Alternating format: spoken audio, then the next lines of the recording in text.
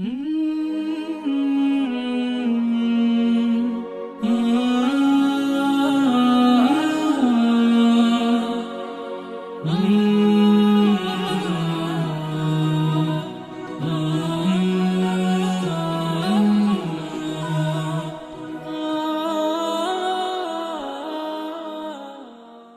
miqë dhe zarmotra, selamu alaikum, mirë se shihemi sërish në Rrëfime profetike. Do të flasim sot për një rrëfim i cili në fokus ka një thesar dhe në këto minuta në vijim do të mundohemi që të nxjerrim xhevairet e këtij thesari, si u fitua ky thesar dhe çfarë na mëson ky thesar. Edhe sot do të kemi shpjegime të hoxhës nderuar Ahmed Kalaja. Selamu alaikum, mirë se vini. Aleikum selam, rahmetullah, mirë se vjetëm. Kemi quajtur një thesar në bahçe. Çfarë ndodhi me këtë thesar dhe faktikisht është një ngjarje që e tregon profeti i Zotit dhe transmetuesi i këtij hadithi është Ebu Huraira, njëri prej shokëve të tij të ngushtë dhe i cili ka transmetuar shumë hadithe nga profeti alayhis salam. Ai tregon se një ditë profeti alayhis salam ju tregon shokëve të tij, ndërkohë thotë që dy njerëz në popujt e hershëm bën një tregti mes veti me një pronë të patundshme. Bëhet fjalë për një bahçe, për një tokë. Mbasi mbaron atë kontratën dhe marrëveshjen, ai shkon të punonte bahçen dhe duke punuar gjeti një thesar aty, një teneqe me flori. Nëse do ta përshtasim pak me këto konceptet e vona të mënyrës se si fshihej floriri. Dhe kur e gjeti e nxorri jashtë dhe shkon dhe kërkon të Zotin e tokës, dhe i thot, kjo teneqe ose ky thesari është i joti, sepse unë e gjeta në tokën që të kam bler ty. I thot ai, po unë ta kam shitur tokën dhe është i joti. Jo, i thot, unë prej teje kam bler tokën dhe jo thesaret apo çfarë mund të ketë toka brenda, sepse ato mund të jenë të tuat. Jo, i thot ai, unë të kam shitur tokën dhe gjithçka çfarë ka pas toka brenda. Një diskutim i kundërt nga ai i cili ndodh zakonisht sot. Absolutisht, po ta kohët e sotme është i paimagjinueshëm. Thot kishte debat mes tyre dhe gjithë secili prej tyre fiksohej se mos po hyn hak tjetrit. Për këtë arsye tha gjetën një burr të mençur dhe shkuan për të arbitruar, për të ndërmjetësuar, për të gjykuar tek ai. Dhe ai, duke sikur doli fare nga tema, tha, a ke fëmijë? I tha, po, tha, kam një fëmijë. Ky që e kishte bler, tha, çfarë ke? Tha, kam djalë. I tha atij që e shiti, tha, a ke fëmijë? Tha, po, kam një vajzë. Mirë, tha, martoni djalin me vajzën, shpenzoni, mbaroni shpenzimet që keni nevojë dhe pjesën tjetër lëreni sadaka, pra jepni lëmosh. Të dy familjet. Po.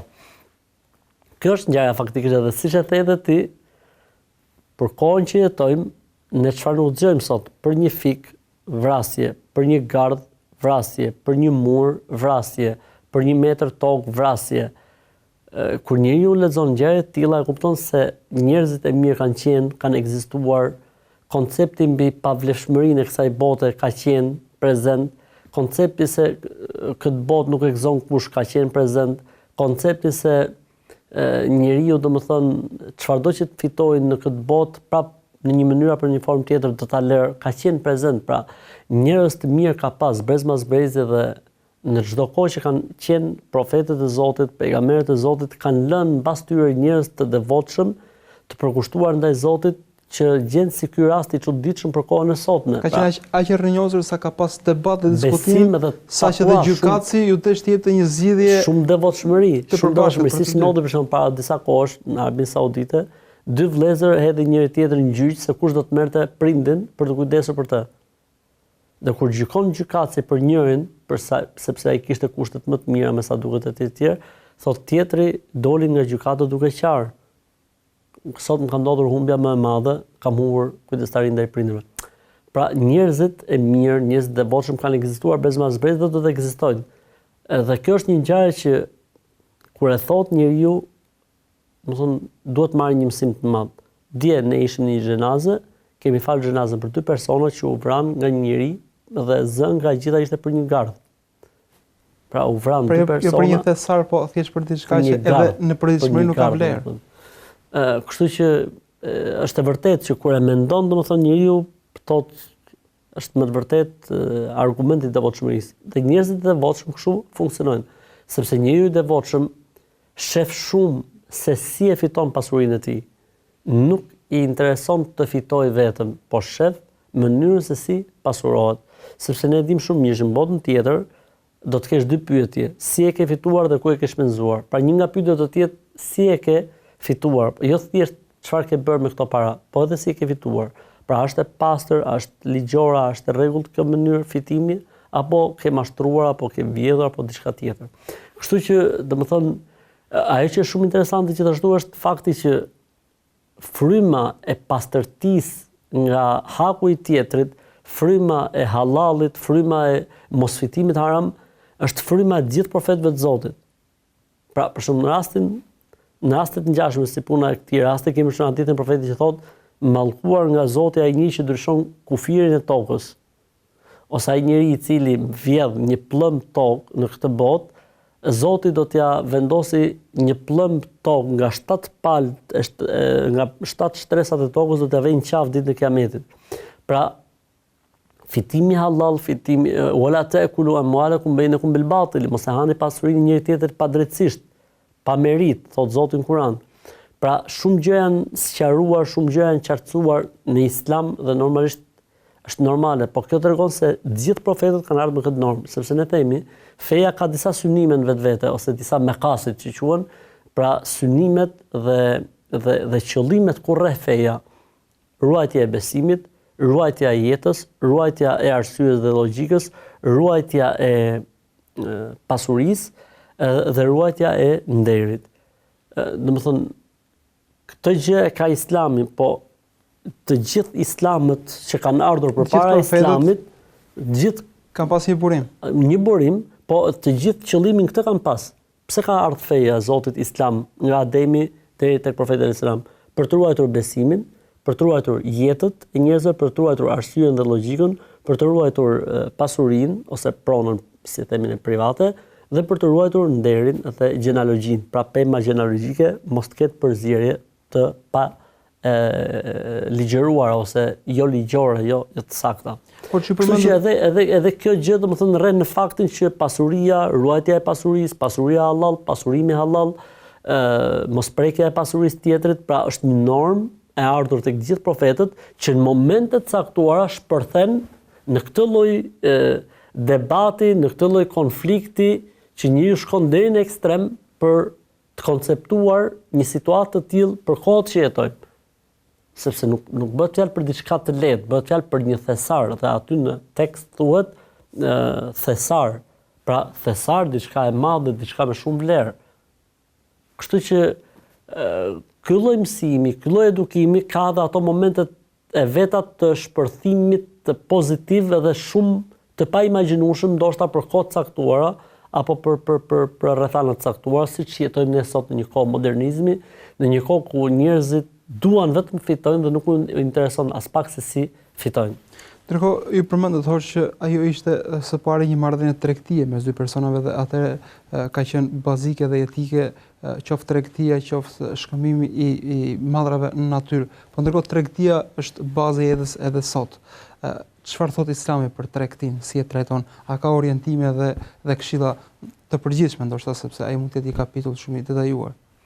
Padyshim, në Islam ne gjejmë në ligjet e Islamit dhe rregullat e Islamit gjejmë një kapitull të veçantë që i kushtohet tregtisë, për mënyrën se si duhet të jetë tregtia, për mënyrën se si duhet bler malli apo shitur malli, menaxhimi i situatës, menaxhimi i mallit kur vjen si duhet, domethënë në shumë detaje, saqë nganjëherë habitesh, domethënë thua si ka mundësi që të jetë fut në të tilla detaje. Është futur Islami në të tilla detaje sepse Islami është rregull jete.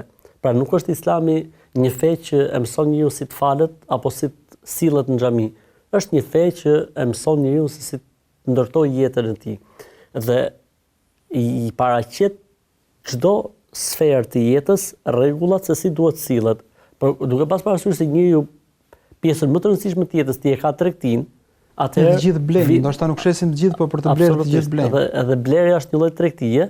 Atëherë vjen Islami me rregullat e veta dhe me parimet e veta për mënyrën se si duhet bërë tregtia. Normalisht që tregtia në Islam është e pëlqyer dhe motivon profetin se motivon Islami për tregti. Kush lexon jetën e pejgamberit alayhis salam do të gjejë që ai afërsisht 10-15 vite nga rinia e tij përpara se të bëhet pejgamber dhe profet, i ka kaluar gjitha në menaxhim biznesi, si më thënë, ka qenë administrator, ka qenë menaxhues i një biznesi, siç ndodhi me rastin e fundit, që ka qenë menaxhuesi i biznesit të Khadijës radhiyallahu ta'ala anha. Dhe vazhdimisht i nxiste shokët e tij për të fituar halal, për të fituar me djersh dhe për të bërë tregti. Siç tregohet për shembull në Medinë kur kanë ardhur, kur ndodhi ai akti i vllazërimit, njëri prej vëllezërve të Medinës që priste ata të Mekës, i tha vllait të tij, i tha, "Gjotha, shtëpinë do të ndajmë për gjysmë, këtë do ta ndajmë kështu me radhë." Ky Mekasi i përgjigjet vetëm një fjalë, i thotë, "Më trego ku është tregu, sepse e zgjidh vetë situatën." I tha, "Tregu është në filan vend." Edhe ai shkoi në treg. Derisa kur erdhin darkët, ai kishte krijuar vetë një pasuri të vetën. Pra, tregtia e pastër, tregtia halal, jo vetëm që e nxjerr njeriu nga situatat e vështira, po ka brenda edhe bekim, ka brenda edhe mbarësi. Për këtë arsye profeti alayhis salam në një rast i qorton shumë tregtarët, u fut në treg edhe ju drejtua me një fjalë shumë të rëndë. Ju tha jeni të gjithë të prishur, përveç atyre që i friksohen Zotit dhe i bëjnë gjërat e qarta. Pra në tregti, frika ndaj Zotit duhet të jetë gjithmonë prezente dhe sqarimi i gjërave, frika ndaj Zotit në mënyrë që mos të luash me paditurinë e njerëzve, apo të bësh dallim mes njerëzve për shkak të panjohurisë së tyre. Për këtë duhet frika ndaj Zotit. Dhe sqarimi, domethënë ti sqarosh gjërat ashtu siç janë, domethënë nëse ka ndonjë tmet, nëse ka ndonjë problematik, duhet ta thuash. Është ndani pak tek ndryshe, edhe pse tregtia mund të jetë halal në vetvete, në momentin që ti luan me paditurinë e atyre që të vinë, dhe në momentin që ti nuk tregohesh i sinqert dhe nuk i tregon gjërat ashtu siç janë, atëherë kjo tregti edhe pse është halal në origjinë kthehet në haram. Shpirti i tregtisë thonë që është marketingu dhe reklama, dhe shpesh marketingu dhe reklama bien kundërshtim me shpjegimin e çdo detaji të madh, sepse ka detaje që janë pozitive, ka detaje që janë negative. Sa e rëndësishme është që muslimani të jetë i sinqert dhe i drejtpërdrejtë në atë çka tregton. Tani në Islam nuk përbën asnjë lloj problemi që njeriu të ketë një marketing të mirë, të përdorë reklamën e gjitha këto. Gjithë problematika që ndodh në faktin në momentin që ne mashtrojmë. Sepse nëse unë atë mall që kam e paraqes me të gjitha çfarë ka ky mall, nuk përbën asnjë lloj problemi. Gjithë problemi është nëse mashtrojmë dhe tregojmë diçka që nuk është, ose tregojmë diçka që nuk e ka. Sepse normalisht njeriu kur e bën reklamën bën që të tërheqë vëmendjen e njerëzve që edhe ky mall ekziston në treg dhe mund të konsumohet apo mund të merret për shërbimet dhe nevojat që kanë njerëzit. Deri këtu nuk përbën problem. Në momentin që njerëzit vinë, atëherë duhet sqaruar gjërat dhe duhen dhënë gjërat ashtu siç janë. Ndoshta njeriu në reklam nuk përmend çdo detaj çfarë ka të bëjë me mallin e tij, mirë po obligohet tregtari që në momentin që fillon interesimi dhe në momentin që ka interes dhe do të ketë blerje apo shitje, atëherë gjërat aty duhet të jenë të qarta. Pra një mall, le të themi, një standardi nuk mund të shitet si një mall i standardit tjetër. Një prodhim i një X vendi nuk mund të shitet si një prodhim i një X vendi tjetër. Një cilësi X nuk mund të shitet si një cilësi tjetër. Pra gjërat duhet të jenë të qarta. Gjërat duhet të jenë të qarta. Këtu futet edhe skadenca, për shembull kur bëhet fjalë për artikuj ushqimor kështu me radhë. Ju përmendet shpesh që besimtari i mirë, kur përmendëm rastin e këtyre dy personave që bën tregti, është ai person i cili ka merak se çfarë po fiton dhe a e meriton, a e ka halal, dhe pikërisht këto dy persona po diskutonin dhe po debatonin pikërisht për këtë merak, që a e meritonin atë pasuri. Mund ta shpjegoni pak më gjerësisht këtë merak? Ka diçka në fen ton që quhet el-wara. Dhe ka diçka tjetër që quhet, si më thon, el-haram. El-haram është, si më thënë, fundi, që do thot haram e ndaluar. Do më thënë është kufini i fundit, vija e kuqe që besimtari nuk duhet ta i kaloj. T'ja marrësh pasurinë tjetrit, të bësh hile në tregti, mos t'i thuash të vërtetat, ta mashtrosh me fjalë të përgjithshme kështu me radhë. Dhe ka diçka që quhet wara. Çdo thot wara, do thot njeriu ruhet edhe pse nuk ka të bëj me haramin e qartë. Ose siç tha profeti alayhis salam, Harami është i qartë, halali është i qartë, po mes haramit dhe halalit ka gjëra të cilat janë pa qarta. Kush ruhet nga gjërat e pa qarta ose gjërat e dyshimta ka ruajtur fenë e tij, besimin e tij, nderin e tij dhe dinjitetin e tij. Dhe kush bie në gjërat e dyshimta që janë pa qarta, ka humbur dinjitetin, nderin, fenë dhe besimin e tij. Dhe dha atë shembullin profeti me bariun e deleve, i cili i kullot delet gjithmonë te gardhi i tjetrit. Kur ti vazhdimisht i kullot delet te gardhi i tjetrit, ka shumë mundësi që nga momenti në moment delet apo dhitë kërcejnë tek toka dhe prona e tjetrit. Nëse ti i lën gjithmonë larg 1 metër, 2 metra, 5 metra, në mënyrë që nëse ndonjëra prej tyre shkëputet, ti e vën në shkëputjen, atëherë je më i ruajtur dhe më i siguruar. Kështu është edhe puna e haramit. Harami është haram, okay, po ka diçka që quhet vora, që do të thotë ruajtja dhe mbrojtja. Unë e di që nuk është haram, por për të qenë më i sigurt dhe për të qenë më i qetë, domethënë veproj në këtë mënyrë. Në gjykimet fetare vihet re ligji i haramit dhe nuk mund zbatohet ligji i vorrit. Pra, unë si hoxh, kur pyetem për një çështje, duhet t'jap përgjigjen e kufirit, halal, haram. Ndërsa si veprojnë për veten është çështje tjetër. Pra njeriu mund të bëjë një zgjedhje për veten e tij që ky është detyrimisht standard për të gjithë. Ndoshta mund të jetë edhe për dikë tjetër kufiri mund të jetë shumë më larg se sa kufiri që i vej vetes. Ne këtë kemi të bëjmë në këtë rast. Pra personi ishte në merak dhe personi pranoi që t'i vej një kufi vetes, pavarësisht se në logjik ai mund të përfitonte prej asaj dhe mund ta mbante vetë. Përderisa s'kishte kërkesë për të Zotit, përderisa domethënë nuk ka asnjë lloj problemi themi, po ta mbante. Mirë, po ai jo, edhe pse jo, më mirë ti më i pastër, më mirë ti më i qetë. Ndoshta ai e ka harruar, ndoshta ai ka pas për qëllim tokën, por nuk ka pas për qëllim thesarin, te në qenë Florinit. A është sadakaja hoç një mundësi për, në thënë për ta larguar të merak, pra ndoshta shpesh nuk e dim burimet tona a janë tërësisht halal, edhe pse në pamje të parë mund të duken halal. A është sadakaja pra si një lloj pastrimi për atë që ndoshta na ka shpëtuar? Zekati edhe sadakaja kanë disa funksione. Një nga funksionet që ka zekati dhe sadakaja është pikërisht që të pastrojë gabimet që ndodhin gjatë pasurimit të njerit. Pra është normale që njeriu në procesin e pasurimit të ketë edhe momente shkarje, të ketë edhe momente gabimesh, të ketë edhe momente tundimi, të ketë momente që nefsi ka fituar mbi arsyeën dhe logjikën, dhe këto pikërisht shërben zekati, shërben domethënë sadakaja si një lloj pastrimi, padyshim që ka edhe vlerën e pastrimit. Ndërkohë ngjara kishte edhe një person të tretë pastaj që ishte gjykatësi i cili gjykoi mes të dyve. Cila është pozita e personave që gjykojnë apo ndërmjetësojnë në situata të tilla? Me thënë drejtën, Islami në format e gjykimit të tij ka disa forma gjykimi. Kemi arbitrimin, në Islam kemi ndërmjetësimin, kemi dhe kur njerëzit i drejtohen gjykatës. Në Islam porositet gjithmonë që njerëzit i zgjidhin gjërat si fillim vetë. Të gjejnë gjuhën e mirëkuptimit. Kjo është më e mira. Siç thot Zoti, "Wasulhu khair", marrveshja dhe mirëkuptimi, kjo është më e mirë se të gjitha. Pra palët e ulën njëra tjetrën dhe të sjarrin gjërat. Nëse nuk zgjidhen gjërat me marrëveshje direkte, atëherë le zgjidhen gjërat nëpërmjet ndërmjetësimit. Dhe kjo është një fazë e dytë, që do të thotë ndërmjetësuesi në bazë të njohurive, në bazë të fakteve dhe argumentave që shef, shkon në një përfundim ku të dyja palët janë dakord dhe kënaqen. Pra zbrit diçka, ulu diçka derisa shkojnë në një fazë që palët me halalik, pra bien dakord. Dhe kemi fazën e tretë që është faktikisht arbitrimi.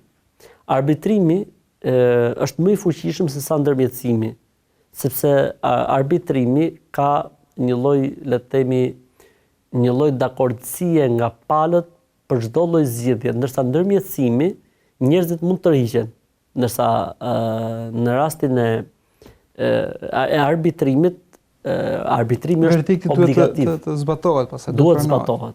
Pastaj kemi gjykimin, që njerëzit nëse nuk i zgjedhin në këto shkallë, atëherë shkojnë tek gjykimi. Pavarësisht se sot arbitrimi qëndron ndoshta mbi gjykimin, po flas në konceptin islam vjen arbitrimi dhe pastaj vjen gjykimi. Gjithmonë gjykata lihet, si më thënë, e tretë. Pse? Sepse gjykata nuk njeh më emocione.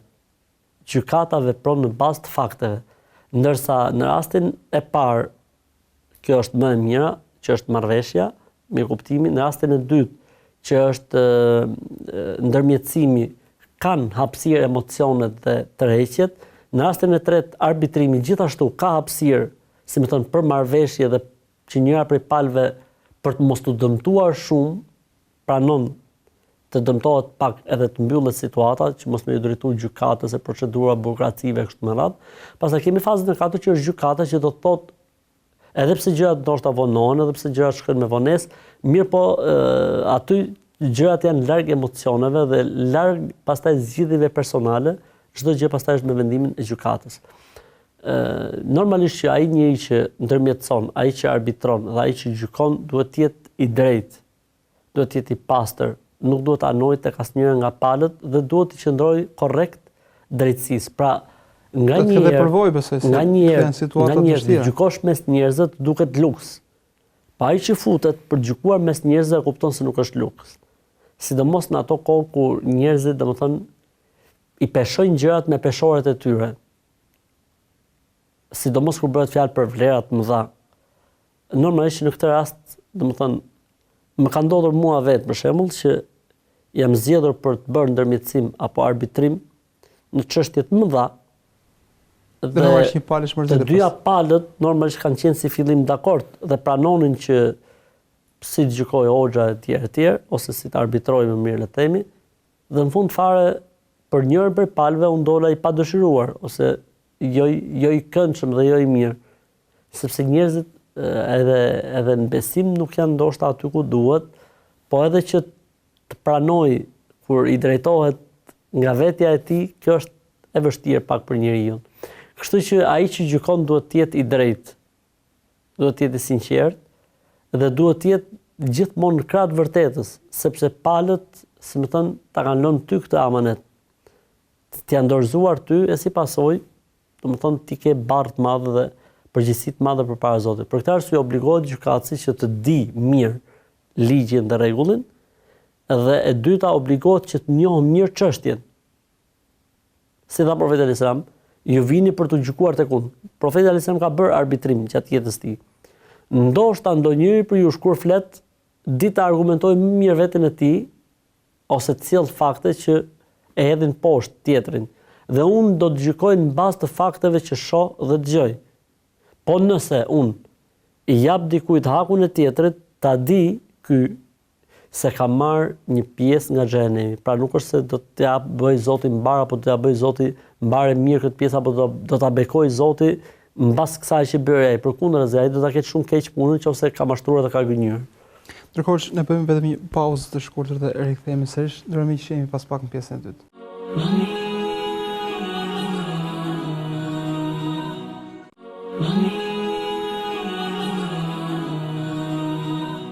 Rikthehemi sërish në këtë pjesë të dytë, miq, ku po flasim pikërisht për një thesar, për cilët po nxjerrim gjithë ato xhevahire që na duhen dhe na vlen sot. Hoç i përmendet se pasuria e atyre njerëzve nuk ishte shumë vlerë në zemrat e tyre, ndërkohë që sot ndoshta standardet kanë ndryshuar. Çfarë ndodh nëse sot dikush gjen një thesar të tillë dhe vepron në këtë mënyrë? Më saktë, ju ka ndodhur ju diçka e ngjashme në rastet e gjykimit? Me thënë drejtën, unë nuk di të ketë ngjarje të ngjashme, po nëse do të ndodhte sot në këto kohë një ngjarje dhe ose nëse do të pyesim, ore, lëre pjesën e ruajtjes dhe si më thënë, asaj që njeriu do të ruhet dhe do të jetë më i qetë shpirtërisht. Cili është gjykimi nëse do të ndodhi një ngjarje e ngjashme? Gjykimi është që nëse thesari është pronë e personit ose trashëgimia e tij dhe vërtetohet që është e tij ose e trashëguar nga etrit e gjyshrit e tij, pra kuptohet që ka të bëjë me këtë trunë familjar, atëherë thesari ose gjëja e gjetur, mallin e vlerë duhet të shkojë te Zoti i tokës, pavarësisht se ka shitur. Po. Nëse, domethënë, thesari i gjetur është diçka që s'ka të bëjë me të, pra le të themi diçka para erës son, ndërkohë që tregtia është bërë sot ose diçka shumë e vjetër që s'ka të bëjë me trunin familjar, atëherë meriton ai i cili e ka shitur. E njëjta gjë vlen edhe për thesaret e gjetura. Nuk po flasim për pjesën ligjore, sepse pjesa ligjore është çdo gjë që është, si më thënë, thesar në tokë, është është pronë e shtetit, po flasim si koncept, si funksionon në Islam. Në Islam, nëse dikush e gjen një thesar dhe nuk është kjo tokë pronë e askujt, atëherë ai mund ta përvetësojë këtë thesar dhe thjesht duhet t'japi përqindjen, që është 20% e thesarit, duhet ta japi si zakat. Pra ky është rasti i vetëm që zakati është 20% dhe nuk obligohet mbushja e vitit. Do të dalë më njëherë absolutisht gjet dhe nuk ka sasi, si më thënë, nuk ka dysheme. Pra viti nuk është obligim, depozitimi nuk është obligim, sasia nuk është obligim dhe përqindja është 20%. Në këtë rast ai duhet ta japi, domethënë, për ndryshe, nëse është pronë e dikujt dhe e gjeti për shembull, ai patjetër duhet gjejë mirëkuptim me Zotin e tokës, me pronarin e tokës. Madje në Islam nuk lejohet që të futet pa marrë leje nga Zoti i tokës. E nëse është në zona apo në vende ku nuk ka pronar, atëherë ajo mbetet e tij me 20%. Gjithmonë flasim sipas rregullave dhe ligjit islam. Ndërkohë, në përfundim, ngjarja ndodh me gjykimin ku gjykatësi në këtë rast jep zgjidhjen që fëmijët e dy personave të martohen. Pse e përdori këtë zgjidhje, ndërkohë që ne dimë që në Islam personat që martohen do të jenë të vetëdijshëm, të përgjegjshëm për hapjen që po hedhin, të njihen, të pëlqehen, ndërkohë që gjykatësi dha një zgjidhje të tillë. Kjo nuk bie ndesh. Profeti sallallahu alajhi wasallam tregoi se çfarë ka ndodhur.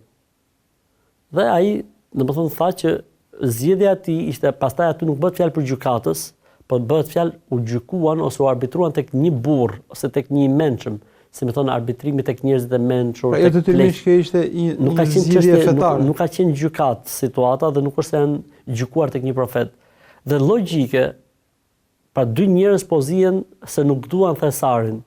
Atëherë kjo tregon se të dy janë devotshëm dhe të dy janë familje me kulturë dhe edukat shumë të përkushtuar ndaj Zotit. Standardi i dy familjeve ishte shumë i lartë. Dhe ishte edhe një në këtë rast. Edhe atëherë ai, unë mendoj se ka qenë shumë i mençur. Tha, çfarë fëmijë shketi? Sa ai mund të ketë pyet çfarë fëmijë shke në mënyrë që të ndajë për fëmijët. Sa fëmijë keti që të ndajë për fëmijët? Po kur i rezultoi që ky kishte një djalë dhe ky kishte vetëm një vajzë dhe ky kishte vetëm një djalë, e di se është puna, tha, ai mund të thoshte ndajen për gjys. Dhe mirë, pa ai çfarë tha, le të martoheni djalin dhe vajzën. Tani ku është pëlqimi, ku është takimi, të gjitha këto normalisht logjikisht duhet të nënkuptohen. Pra ai tha si një alternativë, le të martohen dy të rinjt, gjitha harxhat le të harxohen nga ky thesar, mbani shpenzime për ju të dy, pastaj pjesën tjetër jepni sadaka. Pra ai sikur më thënë, tha, di se është puna ndajeni për gjys. Po që të vazhdoj kjo vllazëri dhe ky unitet, atëherë le të lidhen dhe fëmijët, le të martohen dhe fëmijët e kështu me radhë. Pra ai për mendimin tim ka dhënë një zgjidhje interesante. Ka zgjedhë njerëz të urdhë, jo thjesht kjo lloj pastërtie, kjo lloj çiltërsie duhet ta ketë ajo një frut, duhet ta ketë ajo një rezultat. Dhe unë them që ky është rezultati i çiltërsisë së prindërve. Dhe nganjëherë ju çelet fati në jetë fëmijëve për shkak të çiltërsisë dhe sinqeritetit dhe pastërtisë që kanë prindërit. Edhe dy familje të mira, dy familje të devotshme, dy familje të mrekullueshme, pse mos vazhdoj lidhja edhe më pas? Sidomos për një situatë tillë që, domethënë, thot njeriu nuk e dua thesarin e floririt, kjo është e çuditshme. Ndërkohë shpesh ne nuk i mbajmë standardet e larta në jetë për shkak të merakut se ndoshta humbasim shumë. Pra duke qenë të një standard të tillë që nuk pranojmë diçka dyshimt, kemi frikë se humbasim shumë dhe nuk fitojmë shumë. Ndërkohë po themi përfundimi i kësaj ngjarje ishte që të dy dolën të përfituar. Sa e rëndësishme është që të kuptojmë se standardi i lartë sjell një jetë të begatë, të bereqetshme, dhe nuk sjell, po themi, skamje dhe ngushtim të jetës. Ai njeriu që e beson me të vërtetë premtimin që ka dhënë Zoti dhe premtimin që ka dhënë profeti alayhis salam, në raste të tilla fillon dhe i vjel frutet dhe e përjeton bekimin. Ai njeriu i cili është i lëkundur apo dynjaja e ka marrë nëpër këmbë apo është i tunduar me kënaqësitë e kësaj bote apo me pasurimin në këtë botë, normalisht ai do të shkojë drejt një zgjidhje që edhe nëse fiton shumë, po nuk do të ketë bekimin aty brenda. Dhe kjo është një gjë që ne vazhdimisht e cilësojmë dhe, si më thonë, e theksojmë në fjalimet tona. Nuk është pasurimi treguesi i lumturimit apo i bekimit. nuk është pasurimi, nuk është pasuria, nuk është vlefta. Faktikisht ajo që e bekon jetën e njeriut, ajo që e lumturon jetën e njeriut është kënaqësia e Zotit. Pra të mundohemi në jetën tonë që aktet të tilla dhe veprimet të tilla të shohim sa e kënaqim Zotin, sepse nuk është sasia e depozituar ajo që ty faktikisht do të bëjë të lumtur apo do të bëjë të ndihesh mirë. Edhe nëse do të ndihesh mirë për momentin, po do të ketë shumë gjëra brenda negative, energji negative që ty do të ulin dhe do të rëndojnë. Hosh, Zoti shpëlef për gjitha mësimet dhe xhavairet që nxorët me këtë. Ndërsa ju, Zoti shpëlef. Ndërmjet këtu e mbyllim takimin e sotëm. Zoti shpëlef që na ndoqët mirë ta kohëshim. Selam aleikum.